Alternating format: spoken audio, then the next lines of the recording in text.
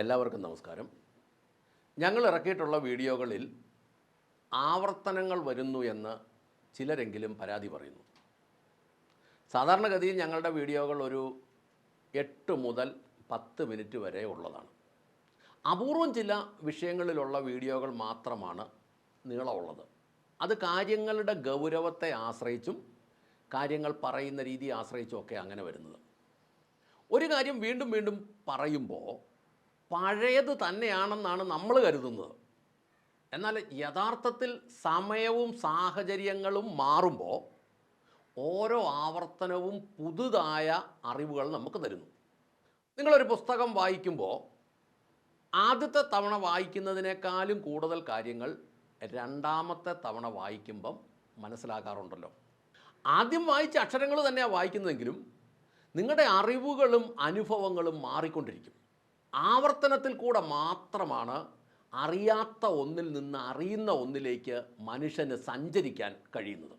ഒരു വാക്കിന് കൂടുതൽ അർത്ഥം നൽകാനും ആശയവിനിമയം നടത്താനുമാണ് നമ്മളത് ആവർത്തിക്കുന്നത്. കലയിലും കായിക രംഗത്തും നൈപുണ്യം നേടാൻ പരിശീലനം ആവർത്തിച്ചു കൊണ്ടേയിരിക്കണം. ആവർത്തനം എന്നത് വെറും ഒരു വെറുപ്പിക്കൽ ചടങ്ങല്ല, മറിച്ച് വളർച്ചയുടെയും മാറ്റത്തിൻ്റെയും അടിസ്ഥാന ഘടകമാണ് എന്ന് മനസ്സിലാക്കണം. ഇത്ര നേരം കുറേ തത്വശാസ്ത്രമൊക്കെയാണ് പറഞ്ഞത്.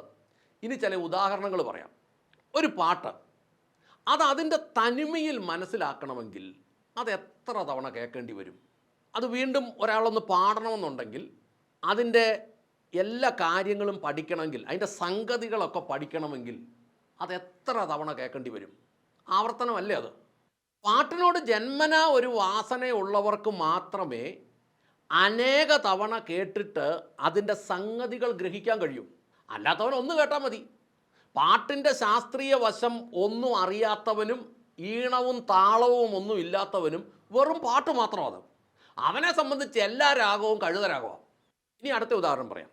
നിർമ്മാണ രംഗത്ത് എന്തെങ്കിലും ആയിക്കോട്ടെ, നിർമ്മാണ രംഗത്ത് അതിൻ്റെ ഡ്രോയിങ്ങുകൾ എത്ര തവണ നോക്കിയാലാണ് കാര്യങ്ങൾ കൃത്യമായി ഗ്രഹിക്കാൻ കഴിയുന്നത്? അതിനകത്ത് ഒരു പ്രത്യേകത കൂടെ.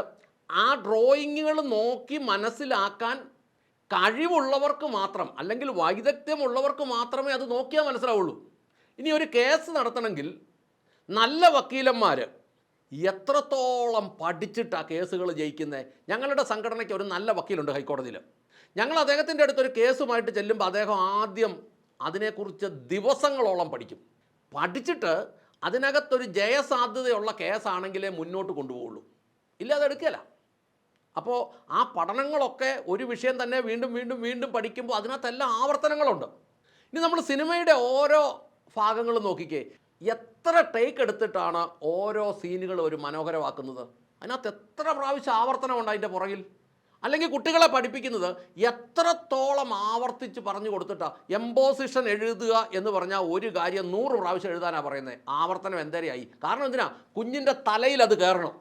അത് എഴുതി എഴുതി എഴുതി വരുമ്പോൾ അവസാനം അവൻ്റെ തലയിൽ കയറും. ഇനി മതഗ്രന്ഥങ്ങൾ പ്രസംഗിക്കുന്നത് കണ്ടിട്ടുണ്ടോ? ഒരു പ്രാവശ്യം പ്രസംഗിക്കുമ്പോൾ കേൾക്കുന്നവർക്ക് മനസ്സിലാകുന്ന കാര്യമല്ല, കുറച്ചുകൂടെ ആഴമായ പഠനമുള്ള ഒരാൾ പ്രസംഗിക്കുമ്പോൾ കേൾക്കുന്നവർക്ക് മനസ്സിലാകുന്നത്. അപ്പോൾ അതിനകത്തൊക്കെ രണ്ടാമത്തെ പ്രാവശ്യം കേൾക്കുമ്പോൾ കുറച്ചുകൂടെ ആഴമായ കാര്യങ്ങൾ മനസ്സിലാക്കും.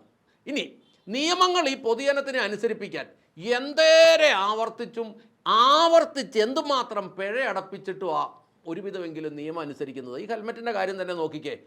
സാമാന്യപ്പെട്ടവർക്ക് ഹെൽമെറ്റ് വെച്ചുകൊണ്ട് യാത്ര ചെയ്യുന്നത് താല്പര്യമല്ല. പിന്നെ പലരും എന്തുകൊണ്ടാണ് ഹെൽമെറ്റ് വെക്കുന്നത്? പോലീസ് പിടിച്ചാൽ 500 2000 ഒക്കെ പിഴ അടയ്ക്കേണ്ടി വരുമെന്ന് ഓർത്തിട്ടാണ്. ഒരു പ്രാവശ്യം അടച്ചവും പിന്നെയും പലപ്പോഴും ഹെൽമെറ്റ് വെക്കാതെ പോകും. അപ്പോൾ ആവർത്തിച്ച് പിഴ കൊടുത്തിട്ടൊക്കെയാണ് അവനെ കൊണ്ട് അത് ചെയ്യിപ്പിക്കുന്നത്. എന്തിന്? ഒരു കുടുംബത്തിൽ പോലും ഒരു കാര്യം എത്ര പ്രാവശ്യം ആവർത്തിക്കണം? ഭാര്യയോടും മക്കളോടും ഭർത്താവിനോടും മാതാപിതാക്കളോടും ഒക്കെ എന്തുമാത്രം കാര്യങ്ങൾ ആവർത്തിച്ചിട്ടാണ് ഒരു കാര്യങ്ങൾ നടക്കുന്നത്. അതുപോലെ ആവർത്തനമില്ലാതെ ഒരു കാര്യം നടക്കുകയില്ല. ഞങ്ങൾ പറയുന്ന കാര്യം സമൂഹത്തിനെ മുഴുവൻ ബാധിക്കുന്നതായ കാര്യങ്ങളാണ്. സമൂഹത്തിൽ ഉന്നത വിദ്യാഭ്യാസം ഉള്ളവർ മുതൽ എഴുത്തും വായനയും അറിയത്തില്ലാത്ത സാധാരണക്കാർ വരെ ഞങ്ങളുടെ പ്രേക്ഷകരാണ്. ഞങ്ങൾ പറയുന്ന കാര്യങ്ങൾ ഒറ്റ പ്രാവശ്യം കേട്ടാൽ മനസ്സിലാകുന്ന ബുദ്ധിമാന്മാരുമുണ്ട്, അനേക തവണ കേട്ടാൽ മാത്രം ഗ്രഹിക്കുന്ന സാധാരണക്കാരുമുണ്ട്.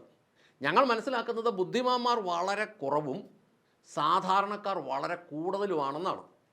അതുകൊണ്ടാണ് ഇവിടുത്തെ സാധാരണക്കാരെ കൂടുതലും കബളിപ്പിക്കപ്പെടുന്നത്.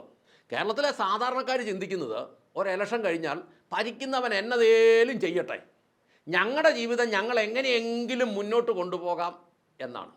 അവരെ ബോധവൽക്കരിക്കുക എന്ന് പറയുമ്പോൾ അതിനൊരു കാര്യം അനേക പ്രാവശ്യം അനേകം രീതിയിൽ പറയേണ്ടി വരും. ഞങ്ങൾ റീൽസുകൾ മാത്രമായി വീഡിയോകൾ ചിത്രീകരിക്കുന്നില്ല, എന്നാൽ വീഡിയോകളിലെ പ്രധാന പോയിന്റുകൾ റീൽസുകളായി മാറ്റാറുണ്ട്. ഇപ്പോൾ കഴിഞ്ഞ 10 വർഷത്തെ ഭരണത്തെക്കുറിച്ച് പറയുമ്പോൾ മുഖ്യമന്ത്രി പിണറായി വിജയനെക്കുറിച്ചും അദ്ദേഹത്തിൻ്റെ മന്ത്രിസഭയിലെ മന്ത്രിമാരെക്കുറിച്ചും അദ്ദേഹത്തിൻ്റെ ഉദ്യോഗസ്ഥന്മാരെക്കുറിച്ചും പറയുമ്പോൾ അനേക തവണ ആവർത്തനം വേണ്ടി വരും. ഇപ്പോഴത്തെ ഭരണത്തെക്കുറിച്ച് പറയുമ്പോൾ നിലവിലുള്ളവരുടെ പേരുകളും വീഴ്ചകളും അനേക തവണ പറയുമ്പോൾ ആവർത്തനം വരും. ഉദാഹരണമായി മുഖ്യമന്ത്രി വി ഡി സതീശൻ എന്ന വാക്ക് അദ്ദേഹം മുഖ്യമന്ത്രി ആയിരിക്കുന്നിടത്തോളം കാലം അങ്ങനെയല്ലേ ഉപയോഗിക്കാൻ കഴിയൂ. ഇനി ഏറ്റവും പ്രധാന ഒരു കാരണം, ഓരോ ദിവസവും പുതിയ പുതിയ ആളുകൾ ഞങ്ങളുടെ ഫോളോവേഴ്സായും സബ്സ്ക്രൈബേഴ്സായും വരുമ്പോൾ അവർ പുതുതായി കാണുന്ന വീഡിയോകളിൽ കാര്യങ്ങൾ വ്യക്തമായി പറയണ്ടേ. ഞങ്ങൾ 2 കൊല്ലം മുമ്പ് ഒരു കാര്യം പറഞ്ഞിട്ടുണ്ട് എന്ന് ഞങ്ങളുടെ ഹൃദയത്തിൽ ചിന്തിച്ചാൽ അവർക്ക് കാര്യങ്ങൾ എങ്ങനെ മനസ്സിലാകും? പലരും ഞങ്ങളെ വിളിച്ചിട്ട് ഇന്ന വിഷയത്തിൽ ഒരു വീഡിയോ ചെയ്യാമോ എന്ന് ചോദിക്കാറുണ്ട്. ഞങ്ങൾ ആ വിഷയത്തിൽ വീഡിയോ ചെയ്തിട്ടുണ്ട് എന്ന് പറഞ്ഞിട്ട് അതിൻ്റെ ലിങ്ക് അയച്ചു കൊടുക്കാറുമുണ്ട്. അതിൻ്റെ അർത്ഥം എന്താ? അവർ പഴയ വീഡിയോകൾ കണ്ടിട്ടില്ല എന്ന് തന്നെയാണ്. ഞങ്ങൾ റീൽസ് ഇറക്കുന്നതിൻ്റെ കൂട്ടത്തിൽ ഫുൾ വീഡിയോയുടെ ലിങ്കും കൂടെ ചേർത്തിട്ടാണ് റീൽസ് ഇറക്കുന്നത്. പലർക്കും ആ ലിങ്കിൽ കൂടെ കയറിയിട്ട് ഫുൾ വീഡിയോ എടുക്കാൻ അറിയത്തില്ല എന്നതാണ് സത്യം. അവരെന്നാ പറയുന്നറിയോ, നിങ്ങളിങ്ങനെ മുറിച്ച് വിട്ടാൽ വീഡിയോ വിട്ടാൽ ഞങ്ങൾ എങ്ങനെ കാര്യങ്ങൾ ഗ്രഹിക്കും? ചിലർ പറയും ഞങ്ങൾക്ക് വലിയ വീഡിയോ കാണാൻ സമയമില്ല, കേൾക്കാനും സമയമില്ല, റീൽസായി വിട്ടായിരുന്നെങ്കിൽ സൗകര്യമായിരുന്നു. അപ്പോൾ ഈ എല്ലാത്തരം ആളുകളെയും മാനിക്കണം എന്നത് ഞങ്ങളുടെ ഉത്തരവാദിത്തം ആകയാലും എങ്ങനെയെങ്കിലും ആളുകളിലേക്ക് വിവരങ്ങൾ എത്തണം എന്ന് ഞങ്ങൾ ചിന്തിക്കുന്നത് കൊണ്ടും പരമാവധി വീഡിയോകളായും റീൽസുകളായും ഞങ്ങൾ ആശയങ്ങൾ ജനങ്ങളിലേക്ക് എത്തിക്കാൻ ശ്രമിക്കുന്നു. ഇനി ഞങ്ങൾ വീഡിയോകൾ ഇറക്കുന്നതിൻ്റെ പരമമായ ലക്ഷ്യം പണമുണ്ടാക്കുക എന്നതല്ല. ഈ വിഷയത്തിൽ ആർക്കെങ്കിലും സംശയമുണ്ടെങ്കിൽ അവർ നേരിട്ട് ഞങ്ങളെ സമീപിച്ചാൽ ഞങ്ങൾക്ക് കിട്ടുന്ന വരുമാനത്തിൻ്റെ രേഖകളൊക്കെ അവരെ ബോധ്യപ്പെടുത്താം. ഞങ്ങൾ ഉദ്ദേശിക്കുന്നത് നശിച്ചു കിടക്കുന്ന കേരളത്തിൽ ഇന്നത്തെ അവസ്ഥയ്ക്ക് എങ്ങനെ ഒരു പരിഹാരമുണ്ടാക്കാം, അതാണ് ഞങ്ങളുടെ യഥാർത്ഥ ലക്ഷ്യം. ആരെങ്കിലും കൊള്ളാവുന്നവർ അതിനായിട്ട് മുമ്പോട്ട് വന്നാൽ അവരെ സപ്പോർട്ട് ചെയ്യാൻ ഞങ്ങൾ തയ്യാറാണ്. ഞങ്ങൾ ചെയ്തിട്ടുമുണ്ട് ഇതിനു മുമ്പ്. അങ്ങനെ ആരും വരുന്നില്ലെങ്കിൽ ആ ലക്ഷ്യത്തിലേക്ക് ഓടാനും ഞങ്ങൾ തയ്യാറാണ്. ഞങ്ങളുടെ വീഡിയോകളുടെ യഥാർത്ഥ ലക്ഷ്യമിതാ: കേരളത്തിൽ മലയാളികൾക്ക് സുഗമമായി ജീവിക്കണം. ലോകം മുഴുവൻ പോയി കിടന്ന് കഷ്ടപ്പെടുന്ന മലയാള യുവതി യുവാക്കൾക്ക് കേരളത്തിൽ സുഗമമായി ജീവിക്കാനുള്ള സാഹചര്യം വേണം. ആളുകൾക്ക് താങ്ങാവുന്ന നികുതികളെ ആകാവൂ, ഫീസുകളെ ആകാവൂ. അഴിമതി രഹിതമായ ഭരണം ഉണ്ടാകണം. നമ്മുടെ യുവതി യുവാക്കൾ യഥാർത്ഥത്തിൽ ഭരണം എന്താണെന്ന് വിദേശ രാജ്യങ്ങളിൽ പോയി കണ്ടു മനസ്സിലാക്കിയിട്ടുണ്ട്. ഭരിക്കുന്നവരും ഉദ്യോഗസ്ഥരും ചേർന്ന് കാക്കുന്നതല്ല യഥാർത്ഥ ഭരണം. ഈ അവസ്ഥയ്ക്ക് മാറ്റം ഉണ്ടാകണം. ഇത് കേരളത്തെ സംബന്ധിച്ചിടത്തോളം രക്തത്തിൽ അലിഞ്ഞു ചേർന്ന് കിടക്കുന്ന ഒരു സിസ്റ്റം ആയതുകൊണ്ട് ഇതിനെ മാറ്റുക എന്ന് പറയുന്നത് എളുപ്പമുള്ള ഒരു കാര്യമല്ല. കാരണം കൈക്കൂലി വാങ്ങുന്നത് കുറ്റകരമായി ഭരിക്കുന്നവരും ഉദ്യോഗസ്ഥരും കാണുന്നില്ല, കൈക്കൂലി കൊടുക്കുന്നത് കുറ്റകരമായി പൊതുജനവും കാണുന്നില്ല. തെറ്റായ വഴികൾ ഒഴിവാക്കാൻ ഭരിക്കുന്നവരും ഉദ്യോഗസ്ഥന്മാരും ജനങ്ങളും ആത്മാർത്ഥമായി ആഗ്രഹിക്കുന്നില്ലെന്നുള്ളതാണ് സത്യം. എനിക്കെന്ത് കിട്ടും എന്നുള്ള ചിന്ത എല്ലാവരെയും നയിക്കുന്നത്. അതുകൊണ്ടാണല്ലോ 4 കിറ്റിന് 5 വർഷം മലയാളി വിറ്റത്. ഈ കിറ്റിൻ്റെ കാര്യം ഞങ്ങൾ മുമ്പ് പലതവണ പറഞ്ഞിട്ടുണ്ട്. ഇപ്പോഴും അത് പറയുമ്പം ആവർത്തനമായി വരുന്നെങ്കിൽ ഞങ്ങൾ നിസ്സഹായരാണ്. ഇനി ബുദ്ധിമാന്മാരുടെയും സാധാരണക്കാരുടെയും വോട്ടിന് ഒരേ വില തന്നെയാണ് ഉള്ളത്. സാധാരണക്കാരെ കാര്യങ്ങൾ പഠിപ്പിച്ചെടുക്കുക എന്നത് അനേക തവണ ആവർത്തിച്ച് ചെയ്യേണ്ട ഒരു കാര്യമാണ്. കാര്യങ്ങൾ ഒരു തവണ കേട്ടാൽ മനസ്സിലാകുന്ന ബുദ്ധിമാന്മാർ ഒരു കാരണവശാലും സമൂഹത്തിന് വേണ്ടി ഇറങ്ങി പണിയെടുക്കാൻ തയ്യാറല്ലെന്നുള്ളതാണ് യാഥാർത്ഥ്യം. ഒരിക്കൽ ഒരാൾ എന്നോട് ചോദിച്ചു, ഈ അടുത്ത കാലത്താണ്, കൊള്ളാവുന്ന ആരെങ്കിലും ഉണ്ടോ നിങ്ങളുടെ കൂടെ? ചോദ്യം കേട്ടപ്പോൾ സത്യം പറഞ്ഞാൽ എനിക്ക് ചൊറിഞ്ഞു വന്നു. ഞാൻ ചോദിച്ചു, ആരാണ് കൊള്ളാവുന്നവർ? അങ്ങേർക്ക് മറുപടിയില്ല. ഞാൻ തിരിച്ചും തിരിച്ചും ചോദിച്ചിട്ട് അങ്ങേർക്ക് മറുപടിയില്ല. ഞാൻ ചോദിച്ചു, കേരളത്തിൽ കൊള്ളാവുന്ന ഒരുത്തൻ്റെ പേര് പറയാമോ? അതിനും മറുപടിയില്ല.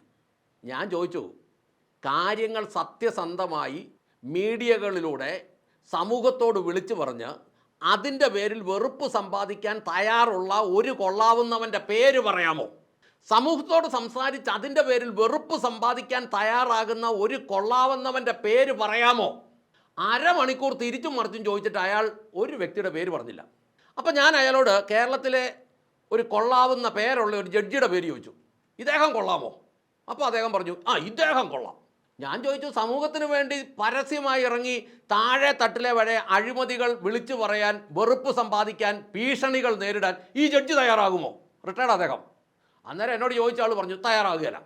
അപ്പം ഞാൻ ചോദിച്ചു, പിന്നെ ആരാണ് കൊള്ളാവുന്നവൻ? എന്നോട് ചോദിച്ച ആൾ ഉദ്ദേശിച്ചത് സമൂഹത്തിൽ നിലയും വിലയും വിദ്യാഭ്യാസവും ഉന്നത സ്ഥാനമാനങ്ങളും ബഹുമാനങ്ങളും ഒക്കെ ലഭിക്കുന്ന ഒരാൾ നാടിനു വേണ്ടി ഇറങ്ങുമെന്നാണ്. ഞാൻ നിങ്ങളോട് ചോദിക്കട്ടെ, അങ്ങനെ ഒരാൾ അയാൾ ആസ്വദിക്കുന്ന പേരും പ്രശസ്തിയും പെരുമയും ബഹുമാനവും ഉന്നത സ്ഥാനമാനങ്ങളും എല്ലാം വിട്ടിട്ട് അനേകരുടെ വെറുപ്പ് സമ്പാദിക്കാൻ ഇറങ്ങി വരുമോ? സിസ്റ്റം മാറ്റുക എന്ന് പറഞ്ഞാൽ നിലവിലെ സിസ്റ്റത്തിനകത്ത് ജീവിക്കുന്ന, അതിൻ്റെ നന്മകൾ മുഴുവൻ അനുഭവിക്കുന്ന 20 ലക്ഷത്തിൽ താഴെ വരുന്ന സമൂഹത്തിലെ രാഷ്ട്രീയ ഉദ്യോഗസ്ഥ പെൻഷൻ ലോബിയുടെ വെറുപ്പ് സമ്പാദിക്കേണ്ടി വരില്ലേ? നിലവിലെ രാഷ്ട്രീയക്കാരെങ്കിലും ഒരു മാറ്റം കൊണ്ടുവരും എന്ന് നിങ്ങൾ വിശ്വസിക്കുന്നുണ്ടോ? സിസ്റ്റം ചേഞ്ച് ചെയ്യാൻ അവർ സമ്മതിക്കുമെന്ന് നിങ്ങൾ വിശ്വസിക്കുന്നുവോ? നിലവിലെ ഉദ്യോഗസ്ഥന്മാരോ പെൻഷൻകാരോ ഈ സിസ്റ്റം മാറ്റാൻ ശ്രമിക്കുമെന്ന് നിങ്ങൾ വിശ്വസിക്കുന്നുവോ? കള്ളന്മാരും കൊള്ളക്കാരും നിയമവ്യവസ്ഥ നിലനിൽക്കണമെന്ന് ആഗ്രഹിക്കുമോ? വളഞ്ഞ വഴിയിലൂടെ നടക്കുന്നവൻ, അതിലൂടെ സമ്പാദിച്ചു കൊണ്ടിരിക്കുന്നവൻ നേരായ വഴിയിലൂടെ നടക്കാൻ ആഗ്രഹിക്കുമോ? വളഞ്ഞ വഴിയിലൂടെ പണമുണ്ടാക്കി ലോകത്തിലെ സുഖസൗകര്യങ്ങൾ മുഴുവൻ അനുഭവിക്കുന്നവൻ അവനോട് വളഞ്ഞ വഴികൾ ഒഴിവാക്കാൻ പറഞ്ഞ് അവൻ സമ്മതിക്കുമോ?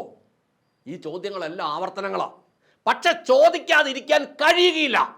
ചോദ്യങ്ങൾ തന്നെ ലോക ചരിത്രത്തിൽ ആവർത്തനങ്ങളാണ്, ഉത്തരങ്ങളും ആവർത്തനങ്ങളാണ്, അഴിമതികളും ആവർത്തനങ്ങളാണ്. കാര്യങ്ങൾ നേരായി വരുന്നത് മാത്രം അപൂർവമാണ്.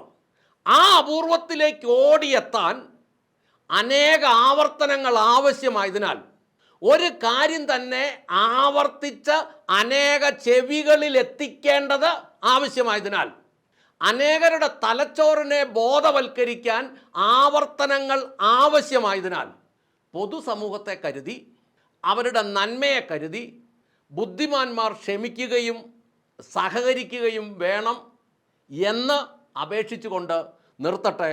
നന്ദി, നമസ്കാരം.